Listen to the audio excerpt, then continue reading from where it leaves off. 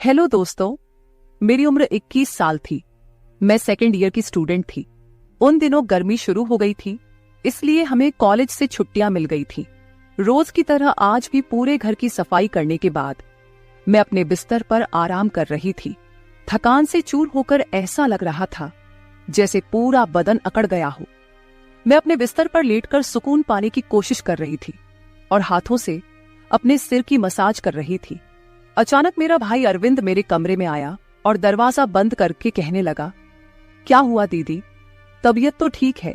मैंने कहा, क्या भाई, मम्मी सारा काम मेरे सर पर डालकर चली जाती है। कॉलेज की छुट्टियां क्या हुई, सारे घर की जिम्मेदारी मुझ पर आ गई है। ऊपर से मुलाजमा भी छुट्टी पर है, मुझसे नहीं होते ये घर के काम। मेरी बात सुनकर वह मेरे पास बैठ गया और कहने लगा, मेरी प्यारी बहन, कोई बात नहीं, मैं अभी तुम्हारे लिए दूध लेकर आता हूं, उसे पियोगी तो सुकून मिल जाएगा। अरविंद की बात सुनकर मैं मुस्कुरा दी और कहा, बस तुम खाना बाहर से ले आना, मैं थोड़ी देर सोऊंगी तो मेरी तबीयत कुछ बेहतर हो जाएगी। अरविंद कमरे से निकल गया। कुछ देर बाद ठंडे दूध के गिलास के साथ वह वापस आया। मुझे उस पर बहुत प्यार आया। दुनिया में बहुत कम ही ऐसे भाई होते हैं जो अपनी बहनों का इतना ख्याल रखते हैं। मैं उसे ढेर सारा आशीर्वाद देने लगी और उसका लाया हुआ दूध पीने लगी। दूध पीने के बाद मैंने ग्लास एक साइड पर रखा और लेट गई। अरविंद कहने लगा, चलो दीदी, मैं तुम्हारा सिर दबा देता हूं, तुम सो जाओ। वह मेरे सिरहाने बैठ गया और अपने हाथों से मेरा सिर दबाने लगा। मुझे भी सुकून आने लगा था, दर्द भी कम होने लगा था। मैं आंखें मूंद कर सोने लगी और गहरी नींद में चली गई। पता ही नहीं चला कि घंटों तक मैं सोती रही थी। मेरी आंख मम्मी की आवाज पर खुली। मैं हड़बड़ाकर आंखें खोली तो मेरा सिर बुरी तरह से बौझिल था। घड़ी पर टाइम देखा तो रात के 9 बज रहे थे। मुझे एकदम झटका सा लगा। बड़ी अजीब बात थी कि पापा ऑफिस से वापस आ चुके थे। शायद थकावट की वजह से मुझे वक्त का एहसास ही न हुआ। मैं उठकर जैसे ही 2 कदम चली तो मुझे चक्कर आ गए। आंखों के आगे अंधेरा छा गया। अगर दीवार पर हाथ ना रखती तो यकीनन गिर जाती। मैं फ्रेश होकर बाहर आई तो खाने के टेबल पर सब बैठे मेरा ही इंतजार कर रहे थे। मैं जाकर आराम के साथ कुर्सी पर बैठ गई। मुझे देखकर अरविंद खाना मेरी प्लेट में डालने लगा और फिर मम्मी से कहने लगा कि मम्मी, अन्नू पर काम का बोझ थोड़ा कम डाला करे। अरे, अगर काम वाली नहीं आ रही तो उसकी जगह किसी और को रख ले। ये बेचारी सारा दिन काम करके थक जाती है। देखे तो इसकी रंगत भी पीली पड़ चुकी है। मेरी हालत वाकई खराब हो चुकी थी। मैं काफी थकी हुई महसूस कर रही थी। मेरी मम्मी और पापा दोनों ही जॉब करते थे, क्योंकि सिर्फ पापा की जॉब से घर चलना मुश्किल था। ऊपर से हमारी पढ़ाइयों के खर्चे भी कुछ कम नहीं थे। इसलिए मेरी मम्मी भी उसी कंपनी में जॉब करती थी जहां पापा करते थे। मैं और अरविंद कॉलेज जाते थे, मगर अभी गर्मी की वजह से छुट्टियां थीं, इसलिए हमें घर ही रहना पड़ रहा था। मैंने ये बात नोट की थी कि पिछले कुछ दिनों से अरविंद मेरे साथ कुछ ज्यादा ही अटैच हो चुका है। जब से मुझे छुट्टियां हुई थी, वह मेरा बहुत ख्याल रखने लगा था।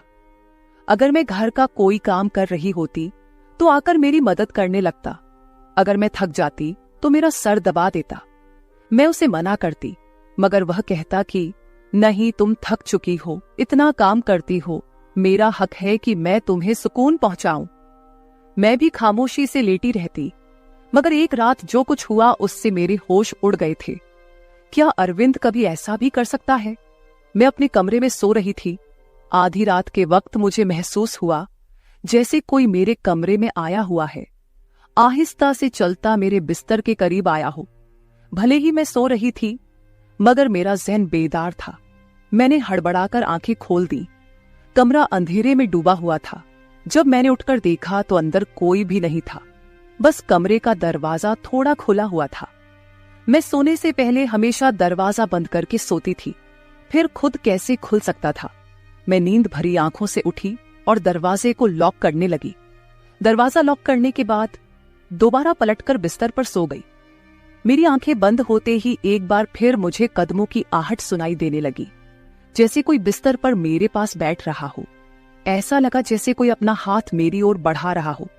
लेकिन जब मैंने पलटकर देखा तो कोई नहीं था। मुझे घबराहट होने लगी थी। मैंने उठकर कमरे की लाइट ऑन कर दी और दरवाजा खोलकर भी बाहर देखा, मगर वहां पर भी कोई नहीं था। आज से पहले ऐसा कभी नहीं हुआ था जो अब हो रहा था। मुझे प्यास लगी तो मैं कमरे का दरवाजा खोलकर बाहर निकली। उसी वक्त अरविंद भी अपने कमरे से बाहर निकला। मुझे देखकर उसने पूछा, क्या बात है, आप अभी तक जाग रही हैं? मैंने जवाब दिया, कुछ नहीं, बस ऐसा महसूस हुआ जैसे कमरे में कोई मौजूद हो। पानी पीकर मैं दोबारा कमरे में आई और पीछे पीछे वह भी आ गया। उसने कहा, आपको डरने की जरूरत नहीं है। अगर आपको डर लग रहा है तो मैं आपके पास सो जाता हूं। मैंने उसे मना करते हुए कहा, नहीं, तुम्हें अपनी नींद खराब करने की जरूरत नहीं है, तुम अपने कमरे में सो जाओ। लेकिन वह जिद करने लगा कि मैं आपको अकेला किसी भी हाल में नहीं छोड़ सकता। आपकी तबीयत खराब हो सकती है, मैं आपको तकलीफ में नहीं देख सकता। आप सो जाएं, मैं यही सो जाता हूं। आखिरकार मैं बेड पर जाकर सो गई। उसने तकिया उठाकर सोफे पर रख लिया और वहीं सो गया। उस रात मुझे ऐसा महसूस हुआ जैसे कोई मेरे सरहाने बैठकर मुझे बहुत देर तक देखता रहा हो। उसने मेरे बालों को सहलाया, मेरे चेहरे पर उंगलियां फेरी और मैं सुकून से सो रही थी। मुझे सब कुछ एक सपने जैसा लग रहा था। अगली सुबह जब मैं उठी तो मेरा मूड बड़ा अजीब था, लेकिन जब मैंने अपने भाई पर गौर किया तो मैं हैरान रह गई। शुक्र था कि मैंने अपने आप को दुपट्टे से ढक रखा था। मेरी कमीज बेतरतीब हो चुकी थी। मुझे हैरत हुई, क्योंकि आज से पहले मैं कभी इस तरह आराम से नहीं सोई थी। आज मैं बहुत खुश महसूस कर रही थी, न जाने क्या वजह थी। मैंने उससे पूछा तो उसने कहा, मैं तो रोज ही इतना खुश होता हूं। जिसको आप जैसी बहन मिल जाए वो क्यों ना खुश हो। घर के सारे काम निपटाकर जब मैं बैठी तो अरविंद तेल लेकर मेरे पास आ गया। कहने लगा, अन्नू दीदी, आप अपने बाल खोल दे, मैं आपके सर में मसाज कर देता हूं। मुझे उसकी हरकतें अजीब लगती थीं। मैंने कहा, यह तुम्हारा काम नहीं है, जाओ अपने दोस्तों के साथ घूमो फिरो, मुझे मसाज की जरूरत नहीं है।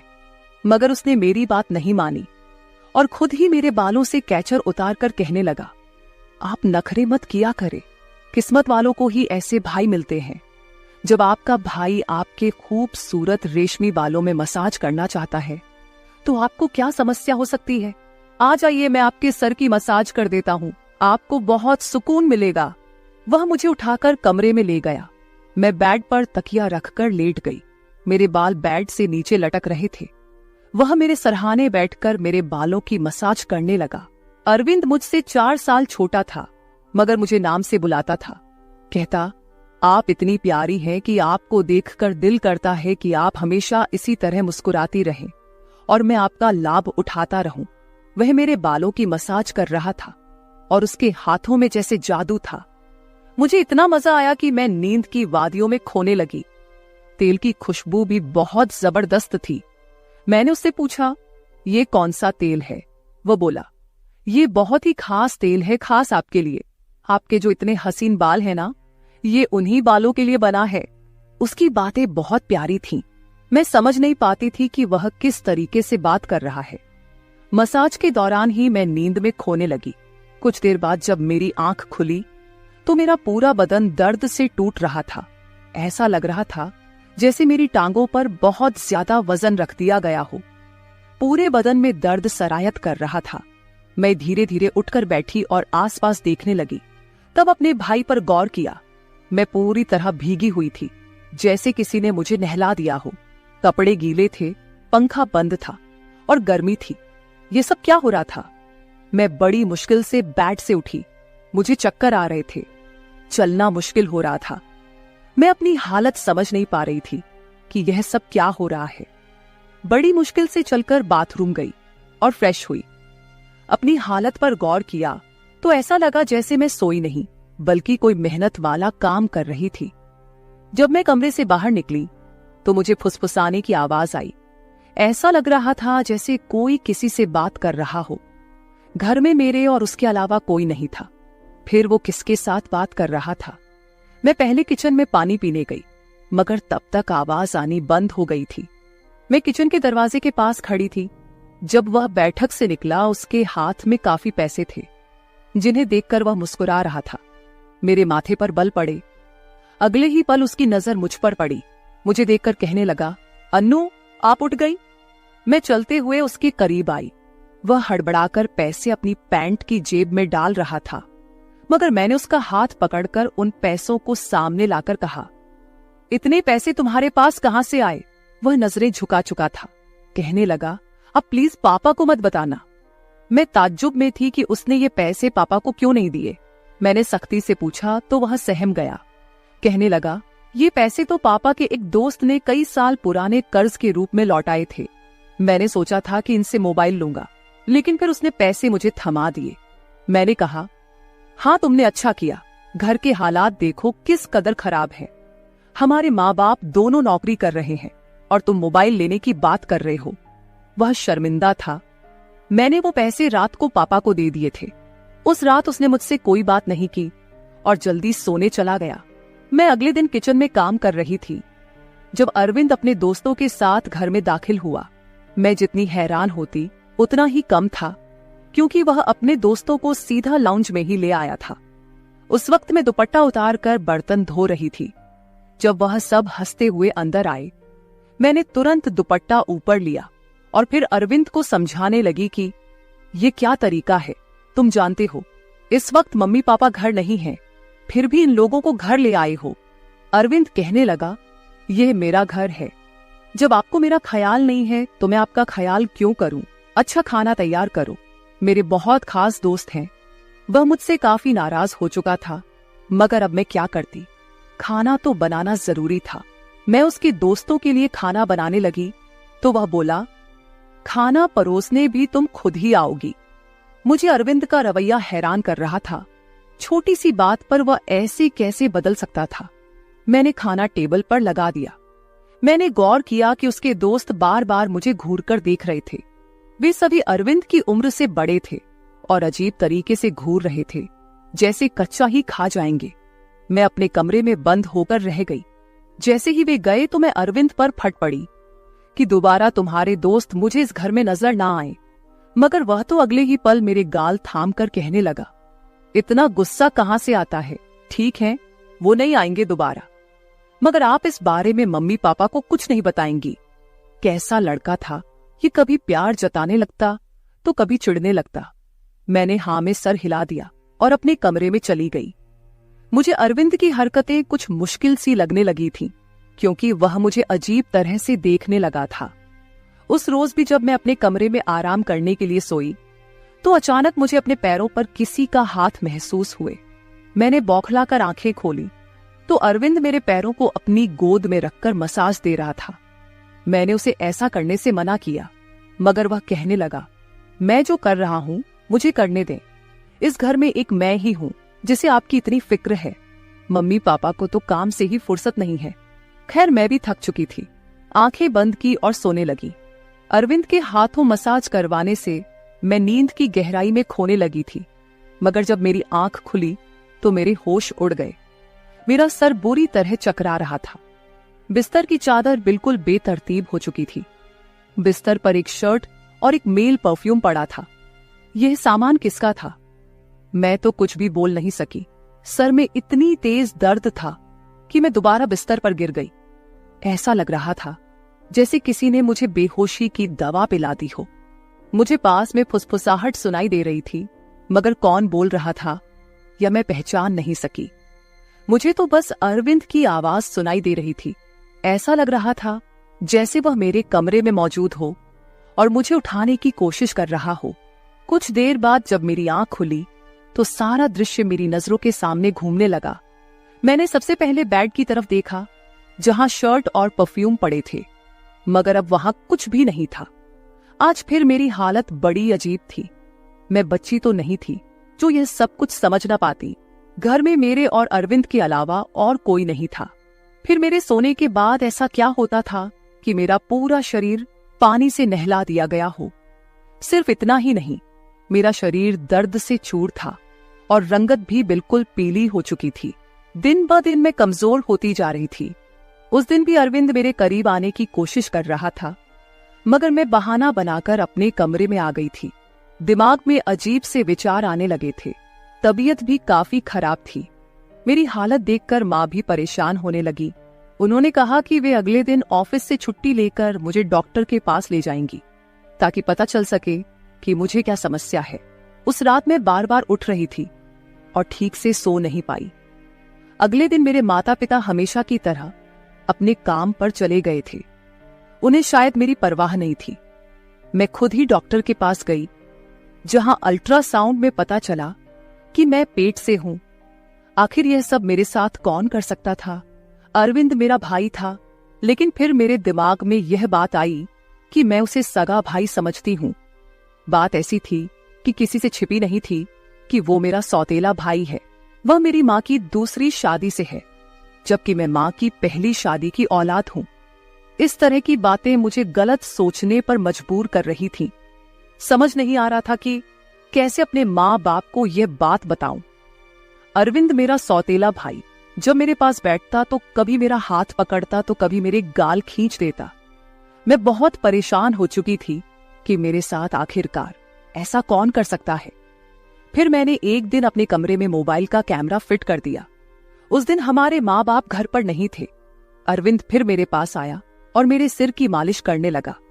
मैंने बहुत कोशिश की कि न सोऊं, लेकिन तेल में शायद बेहोशी की दवा थी। जैसे ही मैं उसे सूंघी बेहोश हो गई। 1 घंटे बाद होश आया। माँ बाप भी घर लौट आए थे। जब मैंने कैमरे की रिकॉर्डिंग देखी तो जैसे पैरों तले जमीन खिसक गई। अरविंद मेरे कमरे में अपने उबाश दोस्तों को लाता था जो मेरे साथ बुरा बर्ताव करते थे। अपना काम पूरा करने के बाद वे अरविंद को पैसे देते और चले जाते। ये जानकर मैं टूट गई थी। मैंने कमरे से बाहर जाकर अरविंद का गिरेबान पकड़ा और थप्पड़ों की बरसात कर दी। मम्मी पापा भी आ गए और पापा ने गुस्से से मेरे हाथ पकड़ लिए। होश में हो? क्या पागल हो गई हो? क्यों मार रही हो इसे? मैंने रोते हुए वीडियो दिखा दी कि यह जलील इंसान मेरे साथ क्या कर रहा था। वीडियो देखकर मां फर्श पर गिर पड़ी। पापा को भी विश्वास नहीं हो रहा था। उन्होंने अरविंद को पकड़कर बहुत मारा। उसके मुंह और नाक से खून बह रहा था। अरविंद ने गुस्से में कहा, मैंने इसे कभी अपनी बहन समझा ही नहीं। मुझे पैसों की जरूरत थी। लोग इसके लाखों रुपए देने को तैयार थे। मुझे अपनी जरूरतें पूरी करनी थी, इसलिए मैंने यह कदम उठाया। मैं अपने कानों पर हाथ रखकर बस रोए जा रही थी। पापा ने उसे इतना मारा कि वो लहूलुहान हो गया, मगर जैसे तैसे खुद को उनसे छुड़वाकर घर से भाग गया और फिर कभी पलटकर उस घर में नहीं आया। मैं इस हादसे को मरते दम तक नहीं भूल सकूंगी। भाई वही होता है जो आपके सगे वाले देन से हो। किसी भी अनजान मर्द के सहारे अपनी जवान जहान बेटी को छोड़ना बहुत बड़ी बेवकूफी है, क्योंकि शैतान परस्त मर्द हर वक्त इस आड़ में रहते हैं कि कब किसी लड़की की इज्जत के साथ खिलवाड़ करे। तो मैं अपने तमाम देखने और सुनने वालों से यही गुजारिश करूंगी कि हमेशा अपनी बेटियों को पर्दे में ही रखें और कभी किसी भी अनजान मर्द के सहारे पे उन्हें अकेला ना छोड़े। इस सारे मामले में आपको किसकी गलती लगती है? मेरे माँ बाप की, जो पैसा कमाने के चक्कर में बच्चों से बिल्कुल बेफिक्र हो गए थे, या फिर मेरी, जो अपने सौतेले भाई के साथ बिल्कुल अकेली इस घर में रहती थी और उसके ऊपर हद से ज्यादा विश्वास करती थी और उसे अपना सगा भाई समझती थी? अपनी राय कमेंट बॉक्स में जरूर दे और ये भी बताए कि आपको कहानी कैसी लगी। तो मेरे प्यारे दोस्तों, ये थी हमारी आज की छोटी सी कहानी। अगर आपको ये कहानी पसंद आई हो तो इसे लाइक करें और अपने दोस्तों के साथ शेयर करें। अगर आप ऐसी ही और भी इंटरेस्टिंग और रोमांटिक कहानियां सुनना चाहते हो तो चैनल को सब्सक्राइब जरूर कर ले और बेल आइकन ऑन कर ले, ताकि आपको मेरी हर कहानी समय पर मिल सके। कल मिलेंगे एक और नई कहानी के साथ। धन्यवाद।